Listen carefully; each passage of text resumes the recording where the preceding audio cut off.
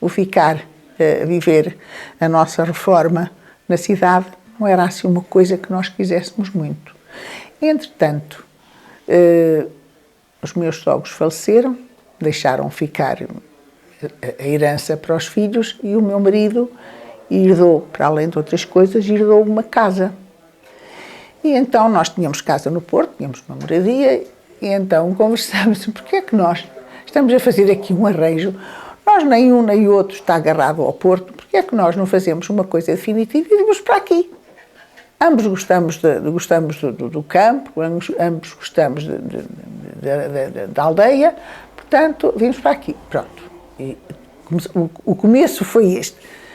Chegados, instalados, tudo feito, e eu comecei-me a perceber que aquela gente, hoje não tem ninguém, Soto hoje não tem ninguém, tem meia dúzia de pessoas dispersas, que cada um vive para si, mas naquela altura, há 20 e tal anos, ainda havia bastantes pessoas de idade, já com uma certa idade, não é?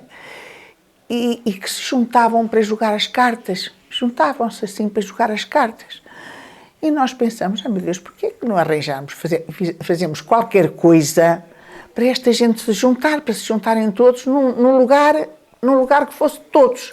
Não era hoje em casa desta, havia, alguns teriam constrangimento de ir, não é? Fazemos uma coisa, e começamos então a pensar, arranjar um espaço e formar uma associação. Pronto, fizemos uma reunião com as pessoas interessadas e toda a gente aplaudiu e acharam todos muito bem. Então, formou-se a associação, formamos a associação. Na associação tínhamos várias atividades, se alguma coisa me esquecer, tu corrige-me, faz favor. Tínhamos várias atividades e às tantas, aquela gente sabia cantar, sabia cantigas de antigamente, eu também sabia alguma coisa, e então, porque é que nós formamos um grupo de cantares? Pronto, e formamos um grupo de cantares, chamado Grupo Cantares do Val, da Associação Cultural e Recreativa de Soto e Outeiro. Tudo começou assim, as pessoas com muito entusiasmo, fizemos encontros, fizemos atuações dentro e fora do concelho e, entretanto, as pessoas foram partindo. Os mais entusiastas, que são sempre os mais idosos, se calhar são os que precisam mais, não é, desse tipo de atividades, eles foram partindo.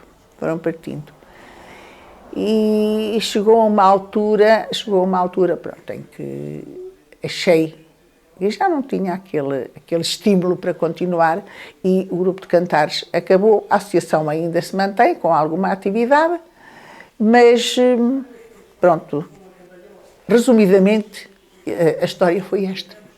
É que estas duas aldeias muito pequenas, com uma população muito baixa, ambas pertencentes à freguesia de Tolões, aqui do nosso concelho de Vila Pouca da Guiar, desde muito longa data foram sempre muito gêmeas, muito irmãs. Pessoas que trabalhavam em Outeiro, viviam em Souto, outras que viviam em Outeiro trabalhavam em Souto, a escola era comum. A escola primária era comum às crianças do Outeiro e Souto. Tínhamos uma cantina que foi construída por benefício de um senhor de Souto. Era também comum às duas aldeias. Os baldios eram comuns. Propriedades também eram muito mistas. Uns do Outeiro, outros de Souto repartiam as propriedades. E tudo se ligava. Então aquelas duas, demos precisamente o nome à Associação Cultural e Recreativa de Souto e Outeiro, precisamente para juntarmos as duas aldeias e no sentido até de apertarmos ainda cada vez mais. Desculpa, tinha componentes o grupo de componentes. Era muita gente de Souto e muita gente de Outeiro também, toda a gente aderiu. E, entretanto, como começámos a pesquisar tradições e costumes antigos, e um dos costumes que nos mereceu muita atenção foi a antiga encomendação das almas. E mesmo antes da formação da associação, começamos a juntar as pessoas para, na altura da Quaresma, nós recriarmos novamente aquela tradição. Isto era, juntarmos num local ermo, à noite, durante o período da Quaresma, e começamos a pesquisar o que é que se cantava. Aquele alerta-alerta, o acordai fiéis irmãos, começamos então a juntar-nos. E daí, acontecendo isso, então é que avançamos mais para a formação da associação, que se veio a concretizar no dia 10 de junho do ano 2000. Aí formalizamos, aqui no cartório de Vila Pouca da Guiar, a formalização desta associação. Depois, a seguir, a Maria Emília incentivou a criação do grupo de cantares, porque sabia muitas músicas, pesquisou trajes antigos, as velhas tradições, das desfolhadas, das malhadas, tudo isso, pronto, veio enriquecer e fazer com que, efetivamente, nós passássemos, então, a formar um grupo de cantares e a utilizá-lo nessas festividades. Eu comecei a ver onde é que podia arranjar tecidos, onde é que nos podia mandar fazer, e com a ajuda das pessoas, os modelos, como é que se usava, como era, como não era, uns eram assim, outros eram assado, mas, portanto, não tive grande dificuldade. Já como está ali, este é um traje de domingueiro de uma menina modesta, uma menina, não direi pobre, mas uma menina assim, com poucas posses, era assim, mais ou menos, era isto, não era mais ou menos, era isto. Portanto, a rodilha, como dissemos há bocadinho, e que jocosamente chamavam a sogra, não sei porquê é que chamavam sogra, mas sei que chamavam a sogra, que inicialmente era feita com um pano da cozinha enrolado nas mãos, que se punha por baixo dos cestos, dos cântaros de ir buscar água, tudo aquilo que fosse de pôr à cabeça. E muita coisa, as mulheres transportavam muita coisa à cabeça. O lenço fazia parte da indumentária de quase eu direi mesmo de toda a gente.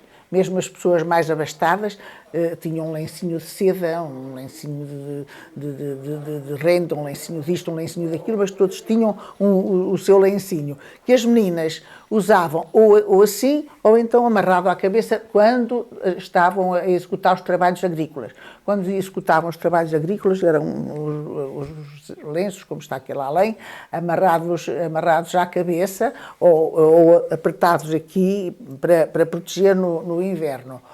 No verão, no tempo mais favorável, as meninas punham um lencinho pelas costas. Para ir à missa, havia sempre o chairinho de merino. Era o lencinho na cabeça e o chairinho de merino. No inverno havia uns chairos que também chamavam o chairo de merino, mas eram de lã. De lã de ovelha, não é? E que era esta região, a minha região era rica de lã de ovelha, não é? Muitos trajes, muitas roupas, muitas peças se faziam com o lã de ovelha. A algibeira servia quando iam à feira.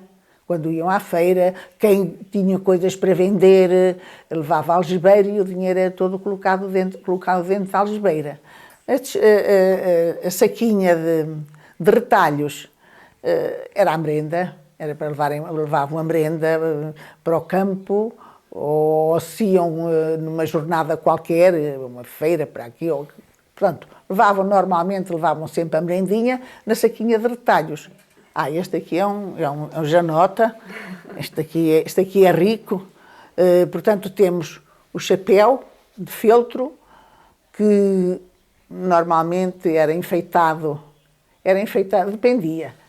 Se foi à festa, quando vinha, havia umas estampas com a figura do santo, que os homens compravam, davam qualquer coisita, davam-lhe a estampa e eles punham no chapéu.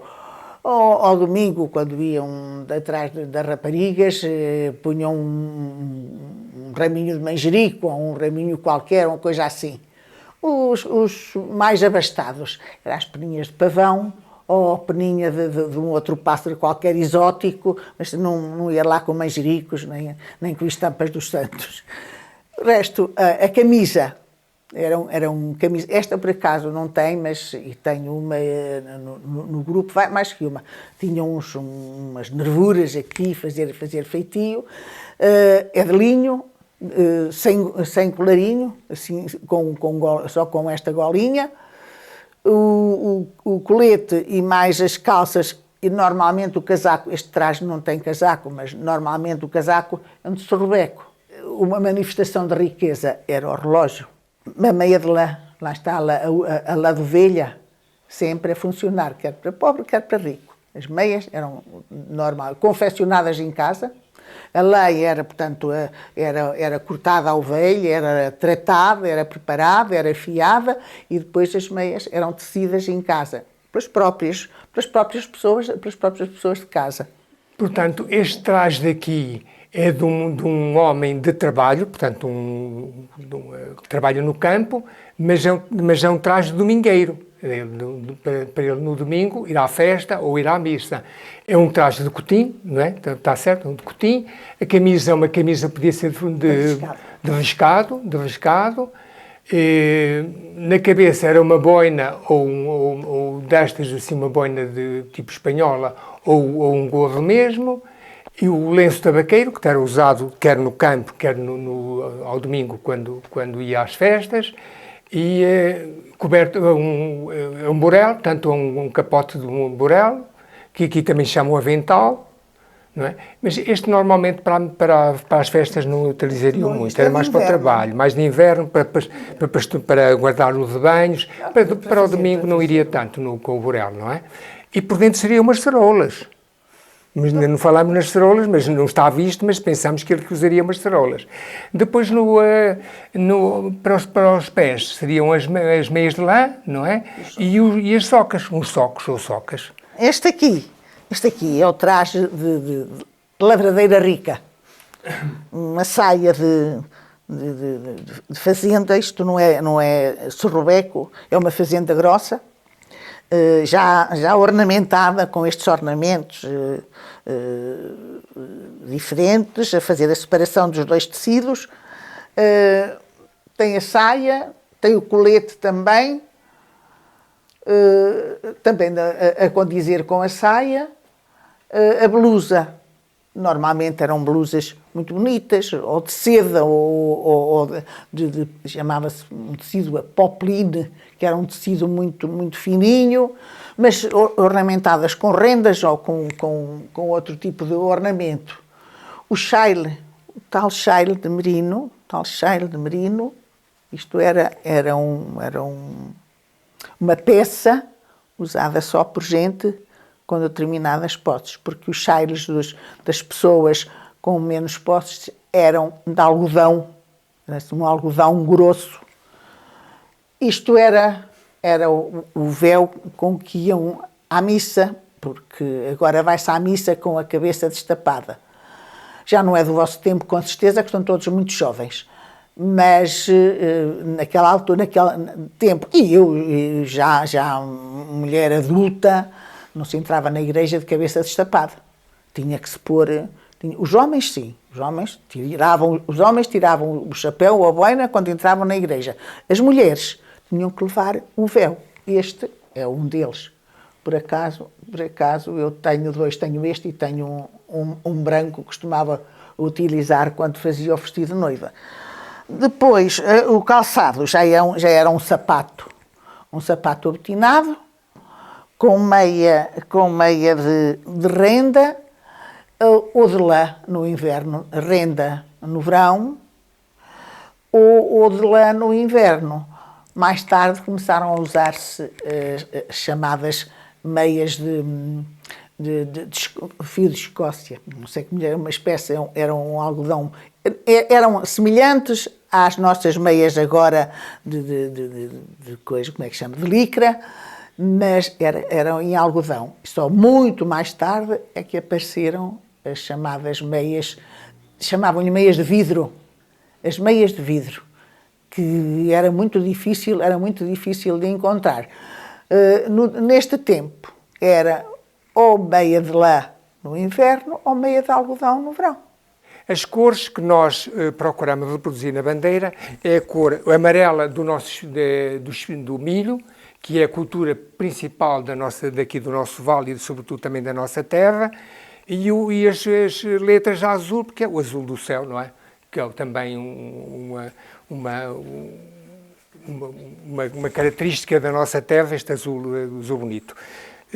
Tem as letras, tanto as letras da Associação Cultural e Recreativa Souto e Outeiro, tem a data da fundação, 10 de junho de 2000, Vila Pouca de Aguiar, que é o nosso concelho, e ao centro, então, temos a reprodução de um canastro que existe em Souto, que é de interesse público, está classificado como interesse público. É um canastro muito lindo, infelizmente neste momento não está com grande qualidade, está bastante degradado, pertence a mais que um proprietário, e quando as coisas pertencem a mais que um proprietário, é de todos, não é de nenhum.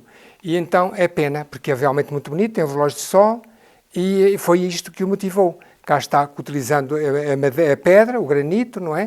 E a madeira de castanho.